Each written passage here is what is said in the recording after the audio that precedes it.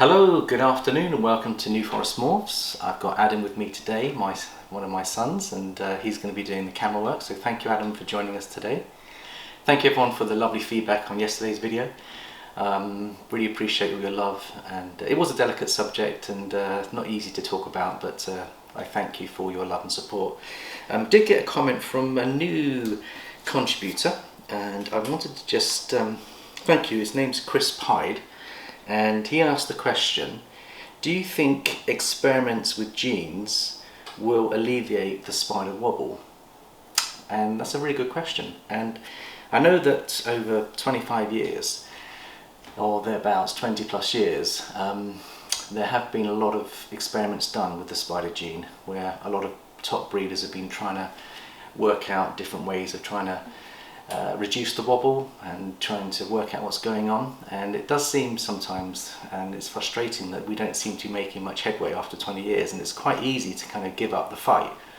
But I don't think we should, and I think we should continue to have a look at what can be done to help the spider, because I think it's a beautiful gene. And I think the only thing I can really relate to is, like, if we were to give up helping a particular animal's genetics, I think that's a really sad reflection of humanity, because back in 1600 BC, humans began to find remedies for cancer. And I've got a quote here by Abby Liberman, who's from the Canary Foundation in Cancer, and I want to draw a parallel between some of the genetic problems that we have and some of the genetic problems that are in snakes. Now, obviously we know there isn't a cure for cancer at the moment, and we've been trying for nearly, was it 1626, so 400 years we've been trying to cure cancer. Now, we haven't got a cure yet, but the advancement in medicine from 1600 BC to now has been immense. And I'm just going to read this quote by Abby Liberman, which might help Chris kind of understand my thinking. It goes like this. It says, humans have been dealing with cancer for as long as we know. The ancient Egyptians concluded back in 1600 BC, so this is 600 years before Christ. Sorry, so cancer treatments have been going on for 3,600 years. So my mistake, I thought that was AD, it's BC. So 3,000 years of experiments have been going on to try and sort out cancer. And she said, there is no treatment for this disease, although we have yet to discover a cure. And there is no treatment for the disease. That's what the Egyptians said. So let me just start that again. So the ancient Egyptians concluded back in 1600 BC that there is no treatment for the disease. Although we have yet to discover a cure for cancer, society has made great progress in the way of treatment. While past societies could only attempt to treat cancers visibly on the surface of the body, today Canary Foundation is working on technology that will allow doctors to detect, eliminate or treat tumours the size of a blueberry.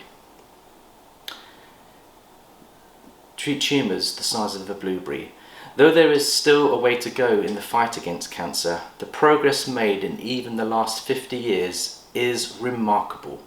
With advances in early detection, research and technology, Canary Foundation aims to take cancer treatment to an entirely new level. By tackling the disease in its earliest stages, invasive treatments in the latter stages will no longer be necessary. It's just a matter of time until researchers find a way to impede cancer in the same way that scientists have found ways to constrain the major causes of death throughout history. So I guess the message I'm trying to say there, Chris, is I think we should give up. And I think that we should continue to look at all the scientific analysis, because as science improves and as technology improves, things that were many years ago deemed to be non-curable or non-treatable have become treatable, and have, medical advance gets better and better and better. So we should never stop believing. The message of yesterday was, if you believe, you can do it. If you stop believing, then we're basically given up. And this is my message, is that we keep trying to see what we can do to help our animals of any nature and humanity. And that's the message I'm going to leave you on that one. So let's now move on to a couple of things. Today's topic is inspired by the winner of the 200 subscriber giveaway, Jimmy Moran. So thank you, Jimmy, for your question. And he asked, what time of year should you begin pairing up snakes? Because we're on a breeding video. So Adam, have you got any ideas yourself? Or are you completely... Not a clue. No? Okay. So I think what we've got is September. Jad and I started in September. And that was good for us. Now, that's the earliest we've ever started. I think last year we started in October, November. We were a bit late going. But we still managed 10 clutches. And so we decided to go early because we had a change in weather. So there isn't really, there's some general rules. But if the weather starts to cool off a little bit, and let's say that the temperature drops, the rainy system comes in, you've got to follow your instinct as to when you begin pairing, and you've got to look at your animals and see what they're up to, because animal behaviour, which is also part of Jimmy's question, he says, what do you look for in animal behaviour to help you with the pairing process? So we're going to come back to that, Jimmy, but just very briefly, I think you look at what the animals are doing. Are they wanting to explore their rubs? Are they wanting to come out? Are they starting to sniff the females? Are the females starting to give off hormones? There's a whole bunch of other things that you follow, and the animals know better than us. So being in tune with your animals is the key on starting position, but it helps to know your weather, it helps to know what's going on. So for those that are in a traditional seasonal breeding cycle, I would suggest think carefully about the end of September to look at things, but don't necessarily go in straight away because the weather conditions may not be suitable. So be flexible and open-minded. If you are what I call an all year round breeder, then there isn't a start date. It means that you just carry on breeding. And some people like Billy at Mutation Creation, I'm amazed, he just keeps on banging out. I mean, those eggs keep coming. I'm thinking, how's he doing it? But what he's done is he sets the conditions within his facility. So even the weather outside might be varying, he makes sure his ambient temperatures, whether he has mist control, he might have mist control and other things going on in his facility. And I think Freedom Breeders got a very interesting setup, because I noticed they've got pipes going down their facility that have all these holes in, and they have all this water comes into their facility to create atmosphere and to create humidity. And I think it's amazing what you can do. You can simulate all year round conditions.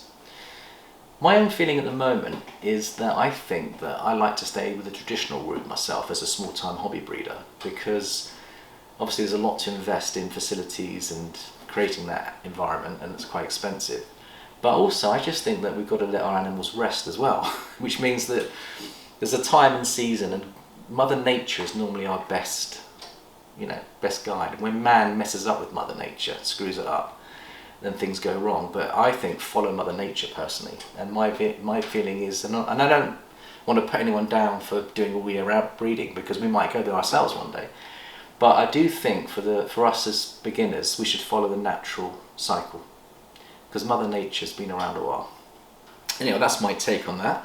So I hope that helps a little bit, Jimmy. We are going to also answer the third part of your question, is how often do you repeat the process of breeding, and how do you go about pairing? So I've got here, courtesy of Rob at Royal Bulls, which I basically, if I could borrow this, Rob, this is off your video. Rob's given us a lovely diagram here of the 3 different cycles of rotations. So up here on the first one, you've got a situation where you have 3 females here, 1, 2 and 3, and then you have, the way it works is, I think what Rob was saying is, he says he recommends putting a male into the females every 3 weeks.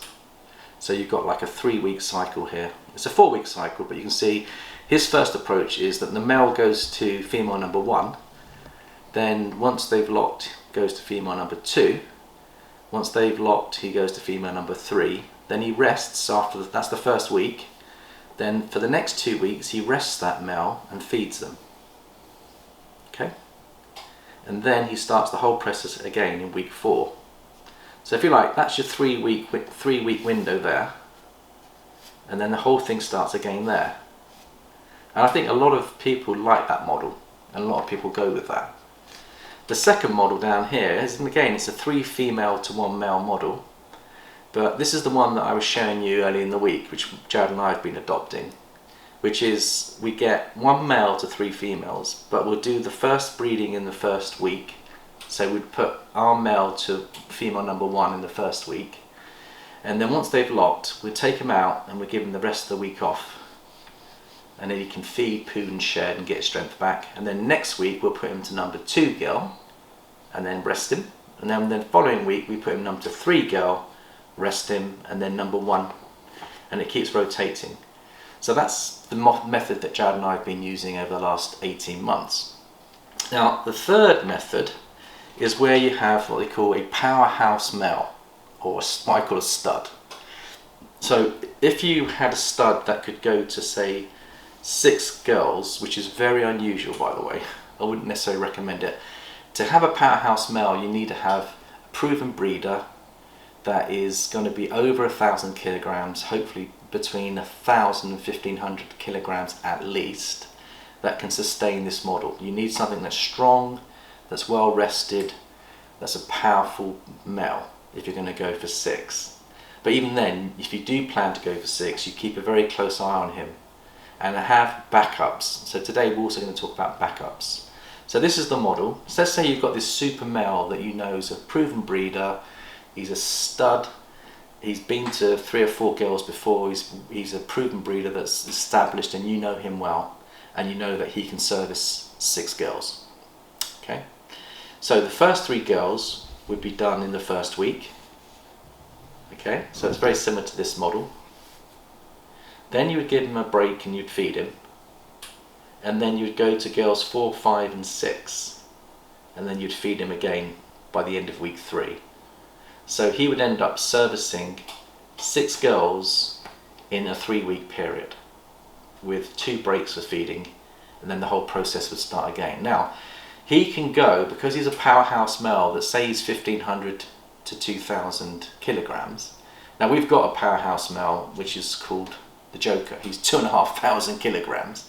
He's 10 years old and he's a proven breeder, and he was an absolute stud for us last year, and he only went to 2 or 3 girls, but he produced some wonderful baby clowns for us, or het clowns. And I know that I could probably use him as a powerhouse male if I wanted to, but unfortunately I don't have enough females for him to go to, so we don't do that with him. But that's the idea. So just to recap, you can have a male that's between, say, 700 grams and 1,000 grams doing 3 girls, up to 3 girls, break 1 week, feed that week, go back on the following week, and keep that rotation going. And if you started in September, you'd run that probably for 2 to 3 months max, because if they start to fast, you must keep an eye on these smaller males, because you can actually put them under a lot of stress. People don't realise that when a male gets in there, he's exerting so much energy that his immune system can drop, and then he can get sick, then he can go off food, and then he can die. Now we've never had that, but I know that there are stories out there where that's happened. You can overbreed out a young male. So I would always recommend in the first year not to overstretch your males, but to be careful and to be watchful. Look at behaviour. What's that male doing? Is he resting? Is he up for it? Is he being effective? Is he locking? So you pull out a male. If you have any suspicion that male is on the down, before he gets too low, you pull him out of the breeding cycle and you put in a replacement male. And we call that a backup. So there you go. Please have a look at Royal Bulls. And I think he did this video in collaboration with Rich at Predator BP. I've lifted it off the video so you can see what's going on there. But do go check them out. Really good, really good. Rob is excellent when it comes to genetics and breeding. Now, the other thing we wanted to look at is, let's have a little look and see. Adam, come with me. We're going to have and see how our males are doing, and then we'll talk about stud males. So Titus is now being put back. He's resting. So we've got Coco, there's the female that he went to. She's now resting. Let's see how she's doing. I've cleaned her out. So once you remove a male, you clean them out and you make sure that everything's nice and clean for them. New water. It did get very messy in there, and it does. So it's important that once you remove a male, you clean them both up and give them clean water and nice but clean bedding, and they'll be happy. They'll recover a lot better. So now Athena, and she's still being paired in here. If you come and have a little look, she locked up yesterday with the Cinepide. And can you have a look at their tail? Are they crossing their tails at the moment, Adam? Can you see what's going on there? They're still tail to tail. They're happy. I'll leave them in there for another day. We're going to take them tomorrow Sunday. We'll lift them on Sunday, put them back Sunday night into their rubs. Then they'll get a chance to rest, and then feeding days on Monday night. So you want to have at least a day's rest before you offer them food. So we'll leave them for one more day. The Twilight Pastel. Let's have a little look and see what's going on in here. So you can see that they're not locked. So we could actually put the lesser spot nose male back into his rub and give them a rest, ready for feeding day. And let's have a look at Pringle and the Banana and see how they're doing. So they're just cuddling each other, no locks there. So again, we'd rest the Banana Boy and put him back ready for feeding. Okay. And then let's see what else we've got here. Yeah, so I think that's all for now. So what I was going to do now is move on to our stud males. And Adam, any idea why we like to buy powerful males for our breeding? To breed with more than one female? Yes. So if you have a powerful male, that powerhouse can be not only big, strong and healthy and in good condition, but it could carry the genes that you're looking for. And he could be used amongst 2 or 3 projects, or 2 or 3 girls within a project. And give you an example, everyone that's been following us will know we bought Hercules. So let me show you one of our top clown males. And this is Hercules. So he carries 5 genes. And let's see how he's doing. There he is, putting on some good weight. So I'll bring him out, Adam, and then what we'll do is we'll weigh him, just see how he's progressing. And then let's just have a wee look. Now he's too small to go into the breeding rotation at the moment, but he is packing on weight. So let's see how much. You want to guess the weight, Adam? I'll go guess. What do you reckon? I think he's going to be close to 220 grams. Okay. Should we try? Actually, he's 288, so he's put on more weight than I thought. So Jad's feeding him really well. He's doing ever so well. So I like the males to be up to 700-800 before we put them into the rotation. And even though I know he's got all these beautiful genes, he's not ready to go yet. No way would I put him into the rotation. So we allow him to mature and get up to size. Right, thank you Hercules, we'll put you back. So here's one of our future studs. So in the meantime, what have we got from the clown projects? What have we got to use on our clown projects? Well, we started off with Mogli, which I think again we featured in one of our videos. So Mogli is a pastel leopard, 100% het clown and 50% het pied. Now, let's pull him out. He's just shed out, so he is looking absolutely gorgeous. He's a little bit shy. But do you want to guess his weight, Adam? 360. Well, he's a lot more than that. Oh, yeah. I'm expecting him to be close to 800. All right. Yeah, let's see what he weighs. Oh, he's ever so chunky. Beautiful animal. Just look at that lovely animal. So let's just see what he weighs. I'm going to guess close to 800. There you go, 837. Yeah. And he's about 18 months old. And he's 837. So he should be sexually mature. And he certainly has enough weight to go into the rotation. And we've tried to put him in the rotation, but he hasn't delivered. And I think we mustn't have too higher expectation with these little ones coming through. We try them out and see how they go. And he did a couple of locks, but we had to pull him out from the rotation because the girls are getting close to that magical 35mm egg size, follicle size. And if he's not producing the sperm, we could end up losing our girls. There's 2 or 3 girls that he was going to, and we could end up not producing. He's lovely, isn't he? He wants to come and play from there. Let's let him stretch. So instead we put in our backup male. Now the backup male that we're using is Bane, and he's a pastel clown and he's locked to everything, and he's picked up some of the projects that Mogli wasn't able to handle completely. So it may well be that some of his sperm and leopard clown will get into our clown girls, which we wanted to. But I'm not too worried if it doesn't, because we've got a pastel clown that we put to the female pastel clown that will give us killer clowns, which I'm very happy to go for. So the whole point of having backup males is to give these twofold. Number one, if you pull a male because you feel he's either not being productive or he's getting a little bit close to his low weight, then you should pull the male and then substitute another male.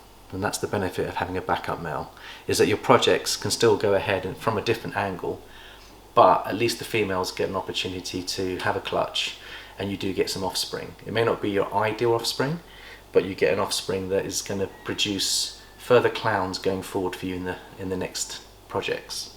So that's one good reason to have backups.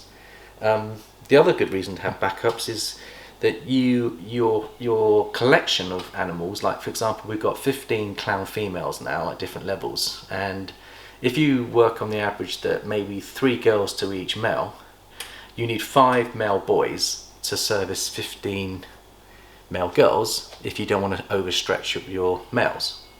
So I think you've got to get your balance right between how many males you've got and how many females you've got, and get that balance right, if that makes sense, Adam. Otherwise, if you only have 1 or 2 males looking after 15, you're gonna have problems, because I know there are some horror stories where people have bred up to 8 or 9 girls from one male, and I personally would never go that far. Like I say, 6 would be the maximum for a powerhouse for me, but I've never done that, but maybe in the future I might. So the key is to get the balance right between males and females, and you've got to judge that based on the behavior of the animals, based on what they want to do, what the girls want to do, what the boys want to do. So there's one example of various backups that we have, and I'll just put Mogli back. Thank you, Mogli. He quite enjoyed a little bit of exercise with me. Now we've also got another stud male that you all know about, and this is Bowser. Now Bowser is he's got a little bit of poo on his head. I need to clean that, but he's our future entry into the Dreamsicle project, and I'm just going to have a quick look and see what he weighs. Should we check his weight?